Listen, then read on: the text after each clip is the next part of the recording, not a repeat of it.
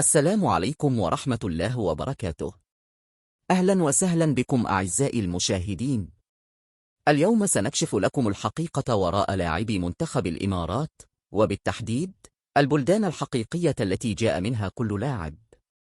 جدل كبير أثارته تشكيلة الإمارات هذا العام حول أصل اللاعبين، وكانت الكثير من النقاشات على مواقع التواصل، والجماهير مندهشة من بعض الحقائق. لنبدأ مع حراس المرمى. حمد المقبالي، الإمارات. خالد عيسى، الإمارات.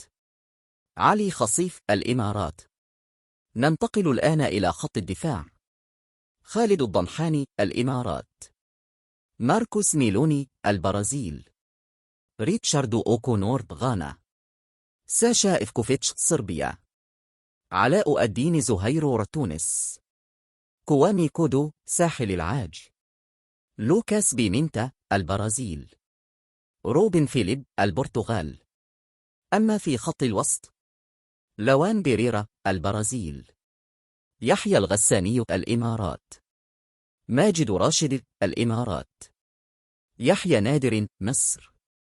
نيكولاس خيمينيز، الأرجنتين. عصام فايز، المغرب. حارب عبد الله، الإمارات. علي صالح، الإمارات. وأخيرا خط الهجوم. سلطان عادل، الإمارات. محمد جمعة، الإمارات. بورونو أوليفيرا، البرازيل. كايو لوكاس، البرازيل. جدل كبير أبدع فيه منتخب الإمارات حول اللاعبين وجنسياتهم، لكن جميعهم قدموا أداء مميزا على أرض الملعب، وجعلوا الجماهير تعيش لحظات مثيرة ومليئة بالإثارة.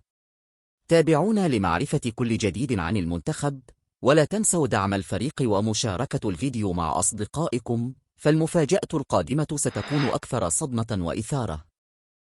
المرجو الاشتراك والضغط على زر الإعجاب دعماً لنا